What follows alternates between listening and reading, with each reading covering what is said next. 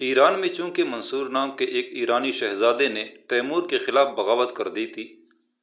ایران پر Timur نے اپنی طرف سے جن شہزادوں کو حاکم مقرر کیا تھا، منصور نے انہیں زیر کر لیا تھا، اور اس منصور نے اصفہان اور شیراز دونوں شہروں کو اپنی طاقت و قوت کا مرکز بنا لیا تھا۔ لہٰذا تیمور ایک جرار لشکر کے ساتھ منصور کی سرکوبی کے لیے سمرقند سے روانہ ہوا، اور اس روانگی کے وقت اس نے اپنے لشکر کو 4 حصوں میں تقسیم کیا۔ ایک حصہ اس نے اپنے پاس رکھا، دوسرا حصہ اپنے بیٹے شاہ رخ کی کمانداری میں دیا، جبکہ تیسرا حصہ امیر تیمور کے پوتے محمد سلطان کے پاس، اور چوتھے حصے کا سالار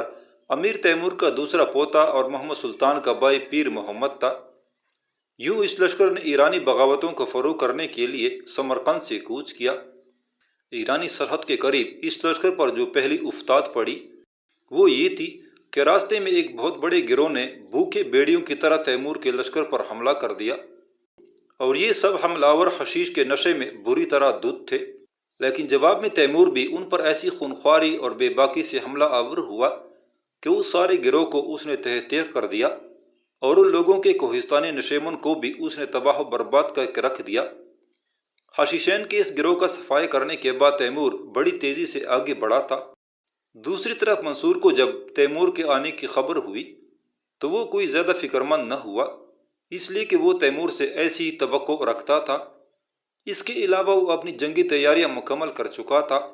اور تیمور سے مقابلہ کرنے کے لیے اس نے ایک جرار لشکر تیار کر لیا ہوا تھا۔ پس تیمور کا مقابلہ کرنے کے لیے منصور نے بھی اپنے لشکر کو 2 حصوں میں تقسیم کیا۔ ایک حصہ منصور نے اپنے پاس رکھا اور ایک گات میں بیٹھ گیا، تاکہ کسی مناسب موقع پر وہاں سے نکل کر وہ تیمور پر حملہ آور ہو سکے، جبکہ اپنا دوسرا آدھا لشکر اپنے ایک نائب کی کمانداری میں دے کر اس نے قلعہ سفید کی طرف روانہ کر دیا تھا، تاکہ وہ تیمور کی راہ روکے۔ یہ سفید نام کا قلعہ ایران کے قدیم پہلوان رستم کا تھا، اور ناقابل تسخیر خیال کیا جاتا تھا، اس لیے کہ یہ قلعہ ایک بلند کوہستانی چوٹی پر واقع تھا، اور اس کے اندر داخل ہونے کا بھی صرف ایک ہی راستہ تھا۔ یہ قلعہ پہاڑی کی چوٹی پر ایسے وسیع میدان پر بنا ہوا تھا جس کی لمبائی اور چوڑائی 3 میل تھی، اور یہاں دریا اور چشموں کے علاوہ مزروعہ زمین تھی اور پرندوں کی بہتات تھی۔ ایران کے سابق حکمران زین الدین، جسے منصور نے معزول کر کے اندھا کر دیا تھا، وہ بھی اسی قلعے کے اندر محبوس تھا۔ یہ قلعہ چونکہ پہاڑ کی بلندی پر تھا، جس کے اطراف میں خطرناک قسم کی ڈھلانی تھی، لہٰذا یہ قلعہ ہر طرح کے خطرات اور خدشات سے محفوظ خیال کیا جاتا تھا۔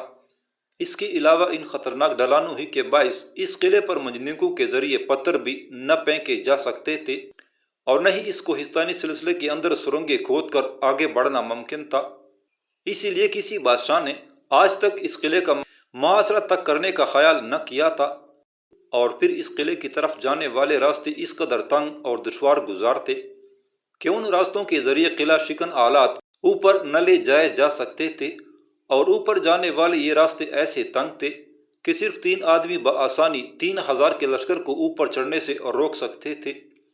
انہی وجوہات کی بنا پر اس قلعے کو ناقابل تسخیر خیال کیا جاتا تھا، اور انہی بنیادوں پر منصور نے اپنے آدھے لشکر کو تیمور کی راہ روکنے کے لیے اس قلعے میں متعین کر دیا تھا۔ منصور نے اپنی طرف سے تیمور کی راہ روکنے کے لیے یہ بہترین قدم اٹھایا تھا۔ دفاع کے ان قدرتی وسائل کے علاوہ ایرانیوں نے اس قلعے کے اوپر مرموڑ پر مضبوط اور سنگین برج بھی تعمیر کر رکھے تھے۔ اس کے علاوہ وہاں زرعی پیداوار، مویشی اور پرندے بھی اس قدر زیادہ تھے کہ انہی سے قلعے میں رہنے والوں کی ضروریات پوری ہوتی رہتی تھی، اور فاقوں کی بنا پر انہیں اطاعت کر لینے پر مجبور نہ کیا جا سکتا تھا۔ اور اس سفید نام کے قلعے سے متعلق یہ گمان کیا جاتا تھا کہ اس کے اندر رہنے والوں کو صرف موت ہی زیر کر سکتی ہے۔ گو یہ قلعہ بظاہر ناقابل تسخیر لگتا تھا، لیکن تیمور نے بھی شاید اسے فتح کر لینے کا مصمم ارادہ کر لیا تھا، اس لیے کہ جس روز اپنے لشکر کے ساتھ تیمور اس قلعے کے قریب پہنچا، اسی روز اس نے اس قلعے پر حملہ آور ہونے کا حکم دے دیا تھا۔ تیمور نے اپنا پڑاؤ اس قلعے کے عین سامنے ایک پہاڑی کے اوپر بنایا، اور نیچے تلہٹی میں اس نے اپنے عساکر کو پھیلا دیا تھا۔ تیمور نے جب اس قلعے پر حملہ آور ہونے کا حکم دیا تو اس کا لشکر چیونٹی کی طرح قلعہ سفید کی طرف چڑھنے لگا تھا، لیکن اس جگہ جا کر اس کے عساکر رک گئے، جہاں سے اوپر جانے کے لیے عمودی چٹانوں کا سلسلہ شروع ہوتا تھا۔ یہاں سے تیمور نے اپنی لشکریوں کو حکم دیا کہ وہ اپنے گھوڑوں سے اتر کر قلعے کی طرف بڑھیں اور قلعے کے اطراف میں حفاظتی برجوں پر حملہ کر دیں۔ جس وقت تیمور کے لشکریوں نے اس کی ہدایت پر عمل کرتے ہوئے اپنے گھوڑوں سے اتر کر اوپر چڑھنا شروع ہوئے تو قلعے کے اوپر سے بھی اس کا رد عمل ظاہر ہوا، اور وہ اس طرح کہ قلعے کی طرف سے تیز اور طوفانی انداز میں تیر اندازی کی گئی تھی، جس کے باعث اوپر چڑھنا دشوار ہو گیا تھا۔ بہرحال تھوڑے تھوڑے وقفے سے تیمور کے تاتاری سپاہی اپنے نعروں کے شور میں اوپر چڑھنے کی کوشش کرتے رہے، لیکن اوپر سے برستے تیر اور نوکیلے پتھر ان کی راہ میں رکاوٹ بن گئے تھے۔ شام تک یہ سلسلہ جاری رہا، لیکن کچھ بھی نہ بن سکا اور لشکر کو ناکام و نامراد نیچے وادی میں اترنا پڑا، اور جس وقت اوپر سے تیر اندازی اور سنگباری کے باعث مرنے والوں کی لاشیں اتاری گئیں تو لشکریوں کے چہروں پر تفکر و تردد کے آثار تھے، لیکن تیمور کے چہرے پر انتقام کے آلاؤ بھڑک اٹھے تھے۔ اپنے مرنے والے سپاہیوں کی لاشوں کو دفن کرنے کے بعد جب تیمور فارغ ہوا تو ایک سوار تیزی سے اپنا گھوڑا دوڑاتا ہوا اس کی طرف آیا۔ تیمور نے اسے پہچان لیا، اس لیے کہ وہ سوار ان ناظروں میں سے ایک تھا جنہیں اس نے نور الدین کے حالات سے متعلق باخبر رکھنے پر مأمور کیا ہوا تھا۔ وہ ناظر جب قریب آیا تو اس کے کچھ بولنے سے قبل ہی تیمور نے اس کے پرمسرت چہرے کی طرف دیکھتے ہوئے پر امید لہجے میں پوچھا، کیا نور الدین کی طرف سے تم میرے لیے کوئی اچھی خبر لے کر آئے ہو؟ اس ناظر نے اور زیادہ قریب آ کر کہا، اے آقا، میں آپ کے لیے ایک خوشگن خبر لے کر آیا ہوں۔ اے آقا، امیر نور الدین نے پہلے ایک انفرادی مقابلے میں یورپ کے گرینڈ ماسٹر کی گردن کاٹ کر رکھ دی، اور پھر کھلے اور وسیع میدانوں کے اندر ایک بھیانک اور ہولناک جنگ کے بعد وٹولڈ کو بدترین شکست دی، اور نہ صرف شکست دی بلکہ پولینڈ کی سرحدوں تک اس نے وٹولڈ اور اس کے لشکر کا ایسا غضبناک انداز میں تعاقب کیا جس طرح بھوکے بیڑے گور خروں کے غول کا تعاقب کرتے ہیں۔ پولینڈ تک وٹولڈ کا تعاقب کرنے کے بعد امیر نور الدین پلٹے اور اب وہ آپ کی طرف بڑھ رہے ہیں، اور جس رفتار سے وہ سفر کر رہے ہیں، اگر اسی رفتار سے انہوں نے اس طرف اپنا سفر جاری رکھا تو مجھے امید ہے کہ دو ایک روز تک وہ یہاں آپ کے پاس پہنچ جائیں گے۔ تیمور نے بے پناہ خوشی کے اظہار میں کہا، اے نور الدین، تو نے گرینڈ ماسٹر کو انفرادی مقابلے میں نہ صرف زیر کیا بلکہ اس کی گردن کاٹ دی۔ اے نور الدین، بخدا تو اس قابل ہے کہ تجھے ایک نیک خو اور اکلوتے بیٹے کی طرح چاہا جائے۔ اے نور الدین، تو یقیناً ایک ایسا جرنیل ہے جس پر ہر مصیبت اور ہر ضرورت کے وقت میں بھروسہ کر سکتا ہوں۔ نور الدین سے متعلق اس قدر کہنے کے بعد تیمور مسکراتا ہوا اپنے خیمے میں چلا گیا تھا۔ دوسرے روز تیمور نے پھر اپنے لشکر کو اس قلعے پر حملہ آور ہونے کا حکم دیا۔ اب اس نے ایک اور طریقہ اپنایا۔ اس نے اپنے لشکریوں کو چینیاں مہیا کر دیں، اور نیچے وادی میں اس نے اپنے سارے نقارے جمع کر دیے تھے، اور جب حملہ شروع ہوا تو نقاروں پر چوٹیں پڑنے لگیں تاکہ سپاہیوں کے اندر ایک جوش اور جذبہ پیدا ہوتا رہے، اور اسی جذبے اور جنون میں لشکری چینیوں سے چٹانوں پر ضربے لگا کر اور راستہ بناتے ہوئے چڑھنے لگے تھے۔ گزشتہ دن کی طرح آج بھی ایرانی کوہستان کے اوپر سے پتھر اور تیروں کی بارش کر رہے تھے،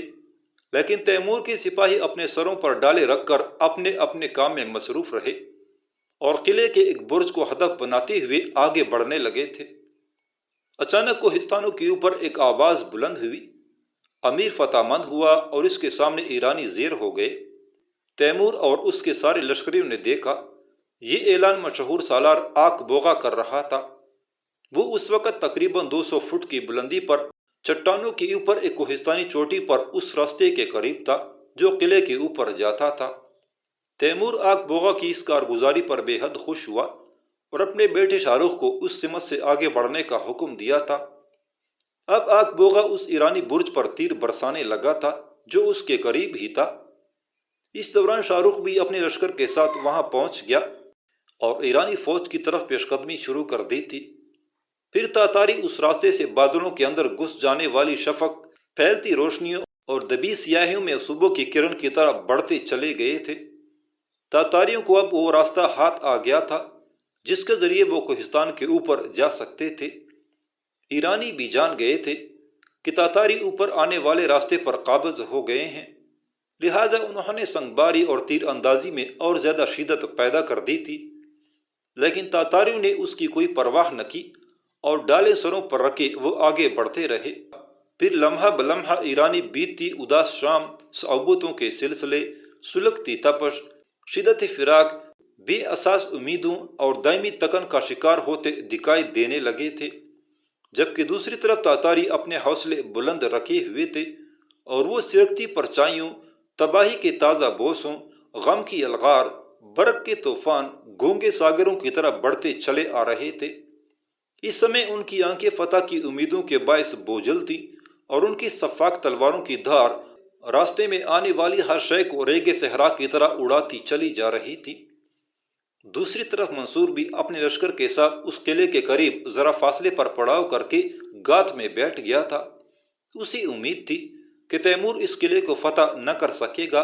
اور جب وہ اپنے تاتاری لشکریوں کے ساتھ یہاں سے ناکام و نامراد لوٹے گا تو وہ اس کی پشت کی طرف سے حملہ آور ہو کر اسے ناقابل تلافی نقصان پہنچائے گا، تاکہ تیمور کو پھر کبھی ان سرزمینوں کا رخ کرنے کی جرت نہ ہو۔ لیکن قدرت شاید کچھ اور ہی فیصلہ کر چکی تھی۔ آخر کار شاہ رخ کے زوردار حملوں نے ایرانیوں کو سامنے والا برج خالی کرنے پر مجبور کر دیا تھا۔ اب تاتاریوں کے لیے کوہستان کے اوپر چڑھنا آسان ہو گیا تھا۔ پہلا برج فتح کرنے کے بعد شاہ رخ نے اس برج کے اوپر اپنا علم گاڑ دیا تھا۔ نیچے وادی میں تیمور کی ہدایت پر اب تک نقاروں کی جنگی جنون طاری کر دینے والی دھنیں سنائی دے رہی تھیں۔ ایرانیوں نے جب دیکھا کہ ان کا ایک برج ان کے ہاتھ سے جاتا رہا ہے اور یہ کہ تھوڑی دیر تک تاتاری لشکر یلغار کرتا ہوا اوپر پہنچ جائے گا، تو انہوں نے قلعے کو خالی کر دیا اور کوہستان کی دوسری سمت سے نیچے اتر کر وہ منصور کے لشکر میں شامل ہو گئے۔ اس طرح جب شاہ رخ طوفانی انداز میں اپنے لشکر کے ساتھ پہاڑ کے اوپر قلعہ سفید میں آیا تو قلعہ خالی پڑا تھا اور ایرانی وہاں سے بھاگ چکے تھے۔ یوں قلعہ سفید تاتاریوں کے ہاتھوں فتح ہو گیا۔ نوٹ: اس جنگ میں ان گنت ایرانی مارے گئے اور اس قلعے کا کماندار بھی جنگ میں کام آیا اور اس کی لاش کپڑوں کی ایک گٹھری کی صورت میں تاتاریوں کے ہاتھ لگی۔ اس جنگ میں فتح مندی کے بعد جب قلعہ سفید پر مکمل طور پر قبضہ ہو گیا اور تیمور کا لشکر نیچے وادی میں جمع ہوا تو تیمور نے آک بوغا کو طلب کیا، کیونکہ یہ فتح اس کی جرات مندی کے باعث ہوئی تھی۔ جب آک بوغا کو تیمور کے سامنے پیش کیا گیا تو تیمور اس بہادر سے گلے لگا کر ملا اور اسے مخاطب کر کے کہا: اے آک بوغا، چونکہ یہ فتح تیری جرات اور شجاعت کے باعث ہے، لہٰذا میں تجھے ایسی انعامات سے نوازوں گا جو تیری جوان مردی کے شایان شان ہوں۔ پس تیمور نے آک بوغا کو چاندی کے سکے، ریشمی کپڑے، زر بفت کے تان، خیمے، حسین و جمیل کنیزیں، گھوڑے، خچر اور اونٹ اتنی تعداد میں دیے کہ آک بوغا بوکھلا سا گیا تھا۔ اور جب یہ سارے انعامات وصول کرنے کے بعد وہ تیمور کے پاس سے ہٹا اور لوگ اسے ان انعامات پر مبارکباد دینے لگے تو آک بوغا نے جواب میں کمال سادگی کے ساتھ کہا: خدا شاہد ہے، کل تک میرے پاس صرف ایک ہی گھوڑا تھا اور آج مجھے یقین نہیں آ رہا کہ میرے پاس اس قدر سامان ہو گیا ہے۔ ان انعامات کے علاوہ تیمور نے آک بوغا کو ترقی دے کر اپنے پوتے محمد سلطان کے لشکر میں لشکر کے عقبی حصوں کا کماندار بنا دیا تھا۔ نوٹ: اس جنگ کے بعد آک بوغا نے کبھی تیمور کی طرف پیٹھ نہ کی اور مرتے وقت اس نے وصیت کی کہ مجھے اس طرح دفن کرنا کہ میرے پاؤں تیمور کے محل کی طرف ہوں۔ اپنی زندگی میں سوتے وقت بھی وہ تیمور کے محل کی طرف اپنے پاؤں رکھنے لگا تھا تاکہ تیمور کی طرف پیٹھ نہ ہو۔ اس طرح تیمور نے ایک لشکری کو اس کی جرات مندی کا خوب صلہ دیا اور آک بوغا اپنی موت تک اس منصب پر قائم رہا۔ قلعہ سفید پر قبضہ کرنے کے بعد جب تیمور کو یہ اطلاع ملی کہ قلعے کا محافظ لشکر دوسری طرف سے اتر کر منصور کے لشکر سے جا ملا ہے اور یہ کہ منصور اس متحدہ لشکر کے ساتھ شیراز کی طرف روانہ ہو گیا ہے تاکہ وہاں جا کر اپنے لشکر کی قوت و تعداد میں اضافہ کرے اور کسی مناسب مقام پر تیمور کا مقابلہ کرے، تیمور اس منصور کو یوں آسانی سے بھاگ کر شیراز کی طرف چلے جانے کا موقع نہ دینا چاہتا تھا، لہٰذا اس نے منصور کا تعاقب کرنے کا فیصلہ کر لیا تھا۔ تیمور نے اپنے دونوں پوتوں محمد سلطان اور پیر محمد کو لشکر کے میمنہ اور میسرہ حصوں کے ساتھ وہیں چھوڑا اور اپنے بیٹے شاہ رخ کو لے کر اس نے باقی لشکر کے ساتھ منصور کا تعاقب کرنا شروع کر دیا تھا۔ منصور کو بھی اطلاع مل گئی تھی کہ تیمور اپنے بیٹے کے ساتھ اس کے تعاقب میں لگ گیا ہے۔ اس تعاقب کے دوران منصور اپنے لشکر کے ساتھ ایک ایسی بستی کے پاس سے گزرا جس کے کچھ بزرگ اور بوڑھے بستی کے باہر کھڑے تھے۔ منصور کے ذہن میں نہ جانے کیا سمائی کہ اس نے اپنے لشکر کو وہاں روک دیا اور ان بوڑھوں کو مخاطب کر کے اس نے پوچھا، کیا تم لوگ مجھے بتا سکو گے کہ شیراز کے باشندے تیمور اور منصور کی اس جنگ کے بارے میں کیا کہتے ہیں؟ منصور نے ان سے یہ سوال اس بنا پر کیا تھا کہ وہ بستی شیراز کی ایک مضافاتی بستی تھی، لہٰذا وہ لوگ شیراز شہر کی ساری خبریں رکھتے تھے۔ ان بوڑھوں میں سے ایک نے منصور کو مخاطب کر کے جواب میں کہا، شیراز اور اس کی گردنواح کے لوگ یہ کہتے ہیں کہ منصور اور اس کے لشکری جو باری باری تلواریں اٹھائے پھرتے ہیں اور جن کے پاس وزنی تیر ہیں، وہ اپنے بیوی بچوں کو پیچھے چھوڑ کر اس طرح بھاگے ہیں جس طرح بکریاں بھیڑیوں کو دیکھ کر بھاگ اٹھتی ہیں۔ منصور کے لیے یہ طعنہ ناقابل برداشت ہو گیا، لہٰذا لوگوں کے اندر اپنی شجاعت بحال کرنے کے لیے اس نے تیمور کے ساتھ ٹکرانے کا فیصلہ کر لیا تھا۔ منصور جانتا تھا کہ تیمور اس کے تعاقب میں چلا آ رہا ہے، لہٰذا اس نے اپنے لشکر کو وہیں سے واپس موڑا اور جنگ کے لیے ایک مناسب جگہ پر وہ تیمور اور اس کے لشکر کی راہ روک کر کھڑا ہو گیا۔ تیمور جب اس جگہ پہنچا